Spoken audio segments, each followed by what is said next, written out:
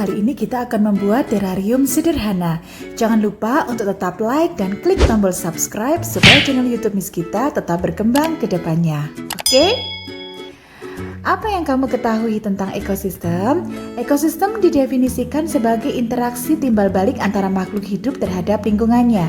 Selain itu, ekosistem juga mempunyai tingkatan organisasi kehidupan yang tinggi karena meliputi organisme-organisme hidup dan lingkungan sekitarnya, di mana saling mempengaruhi dan juga berinteraksi satu dengan yang lainnya.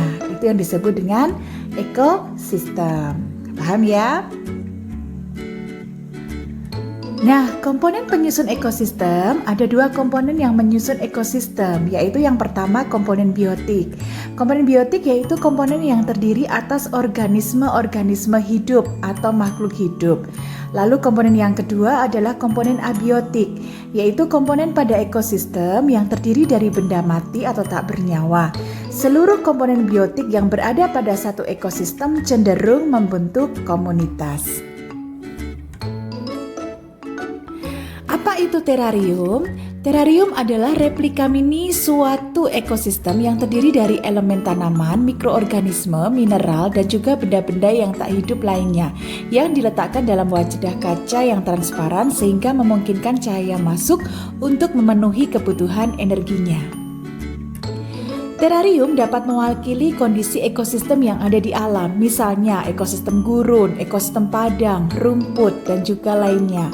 Tujuan pembuatan terarium dilakukan untuk beragam kebutuhan, antara lain penelitian, bercocok tanam, dan juga dekorasi ruangan.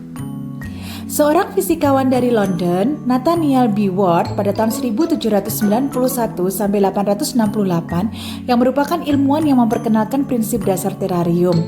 Ward menempatkan pupa seekor ngengat sphinx dalam botol berisi tanah lembab. Beberapa hari kemudian, tumbuhan paku dan beberapa tumbuhan kecil tumbuh di dalam wadah. Nah, pada siang hari, air akan menguap dan kemudian akan mengalami kondensasi atau terkondensasi di permukaan botol atau di dinding-dinding botol kaca. Nah, apa sajakah komponen dasar pembuatan terarium? Sebuah terarium terdiri atas yang pertama wadah. Wadah yang kita gunakan ada botol kaca, toples kue, ataupun wadah acar. Kemudian yang kedua adalah media tanam.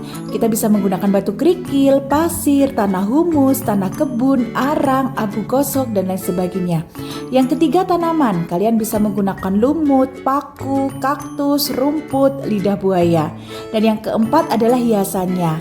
Hiasan bisa menggunakan rumah keong, rumah mainan, batu warna-warni, dan lain sebagainya.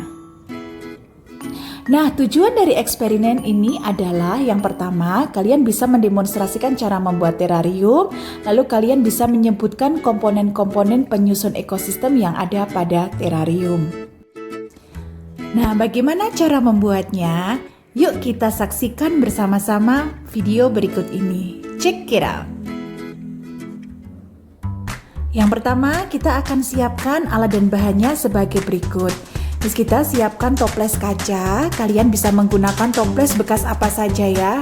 Bekas selai juga boleh. Gelas kaca juga boleh. Kemudian kita menggunakan beberapa media tanam. Terus kita menggunakan pasir dan juga tanah kompos. Kalau nggak ada tanah kompos, bisa menggunakan tanah kebun. Lalu bisa menggunakan tanah di halaman rumah juga boleh ya. Ada pasir, ada tanah kompos, tanah kebun ya. Kemudian bisa menggunakan kerikil atau batu warna-warni ya. Nah, kita menggunakan kerikil yang dipakai untuk akuarium. Kalau kalian nggak punya, bisa menggunakan kerikil di depan rumah ya, di halaman rumah ya. Dan juga batu ya, bebas. Kalian bisa menggunakan batu, kerikil, lalu tanaman. Kalian bisa menggunakan tanaman apa saja yang ada di rumah. Kemudian air untuk menyiram. Lalu kalian menggunakan gunting atau cutter untuk memotong tanaman. Dan juga yang terakhir, jika diperlukan, kalian bisa menggunakan sarung tangan. Nah, langkah yang pertama, kita menggunakan sarung tangan dulu supaya tangan kita tidak terlalu kotor ya. Tapi kalaupun kalian tidak mau menggunakan sarung tangan atau memang tidak punya sarung tangan, tidak apa-apa. Nah, langkah yang pertama adalah kita akan memasukkan pasir terlebih dahulu. Ya, kita masukkan kurang lebih sepertiga atau seperempat botol, ya, seperempat toples. Nah, ya, seperti ini sambil dikocok-kocok supaya merata. Kemudian bagian atasnya kita beri dengan tanah kompos. Kalau kalian nggak ada, bisa menggunakan tanah kebun atau tanah yang ada di halaman depan rumah. Ya, bisa menggunakan itu, boleh. Lalu kemudian kita akan menata kerikilnya atau koralnya, atau kalian bisa menggunakan batu-batuan hias yang ada atau yang biasa dipakai di akuarium. Ya, kalau kalian misalnya memelihara ikan, terus kalian punya batu-batu hias yang biasa digunakan untuk menghias akuarium, kalian bisa menggunakannya. Nah, letakkan secara merata ya, sampai seluruh permukaan tanah kompos ini sedikit tertutup ya dengan batuan-batuan hias seperti ini. Nah, ini contohnya. Secukupnya saja ya. Nah, kayak gini ya. Tidak terlalu banyak, tapi juga tidak terlalu sedikit. Kita tata dengan rapi. Nah, setelah itu kalian bisa melapisinya dengan batuan yang lain. Seandainya kalian punya 2 jenis batu ya, atau 2 jenis kerikil yang berbeda bentuk dan warnanya, kalian bisa menambahkan di atasnya ya. Karena Miss Gita punya 2 jenis kerikil yang berbeda, jadi Miss Gita akan tambahkan di atasnya kerikil yang berwarna putih polos yang sedikit lebih pipih. Nah, seperti ini. Kemudian kita akan mempersiapkan tanamannya. Nah, ini unsur yang penting. Kita akan siapkan tanamannya, kita akan tanam. Ya, jika terlalu panjang rantingnya, kalian bisa potong menggunakan gunting. Miss, tanamannya apa saja? Bebas ya. Rumput pun boleh. Jika misalnya kalian di depan rumah hanya ada rumput, kalian bisa menggunakan rumput apa saja ya yang kalian temui, entah di pinggir jalan atau di depan rumah atau di halaman ya, seperti itu. Nah, ini Miss Gita menggunakan tanaman lidah buaya, lalu tanaman cocor bebek, sama tanaman ini bunga krisan ya, tanaman bunga krisan yang kecil. Lalu Miss Gita potong rantingnya. Nah, setelah itu kalian bisa menata tanaman ini dengan rapi di dalam toples kaca yang sudah kalian beri berbagai macam jenis tanah dan juga ini ya, batu ya, bebatuan. Nah, ini contohnya. Nah, kalian tanam.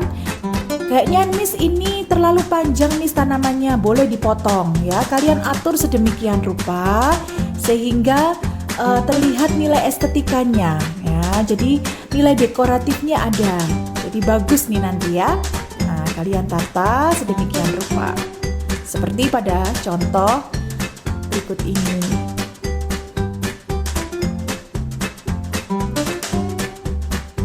Nah, ini dia ya, sudah selesai. Miss Gita sudah selesai menata ya. Nah, setelah itu kira-kira apa yang harus kita lakukan ya?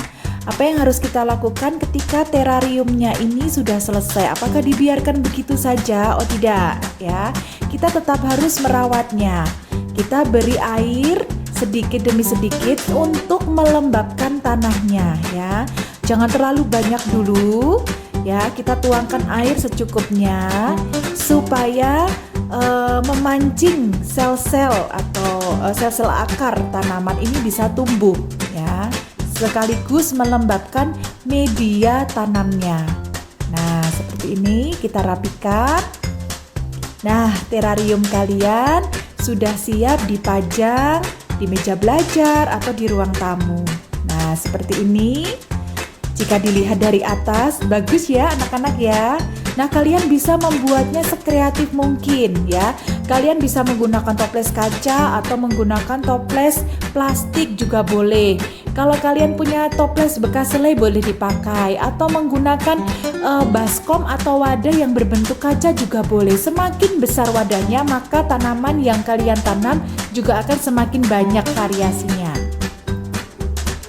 Nah, ini dia. Kalian bisa melihat penampakan terarium yang Miss Gita buat dari sisi samping dan juga dari sisi atas. Nah, kalian bisa berkreasi seperti Miss kita ya. Nah, seperti ini hasilnya.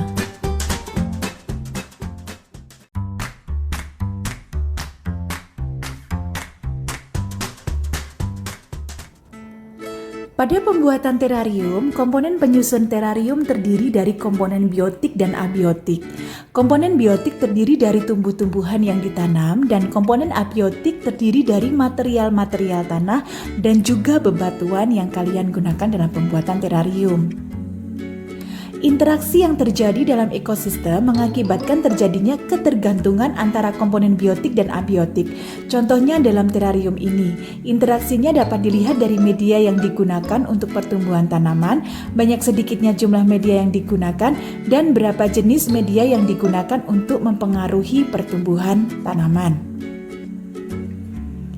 Kedua faktor antara faktor biotik dan abiotik akan berinteraksi satu dengan yang lain membentuk aliran energi. Fungsi dari bagian-bagian terarium dapat dijelaskan sebagai berikut. Yang pertama, pasir digunakan sebagai media tanaman. Lalu yang kedua, tanah kompos sebagai pupuk dalam kadar yang cukup untuk merangsang pertumbuhan tanaman dan memenuhi kebutuhan nutrisinya. Yang ketiga, batu kerikil untuk menyerap kelebihan air atau drainase dan mencegah tanah terlalu lembab. Yang keempat, tanaman sebagai komponen biotik sekaligus mempercantik tampilan terarium yang kalian pergunakan. Thanks for watching kids and God bless you.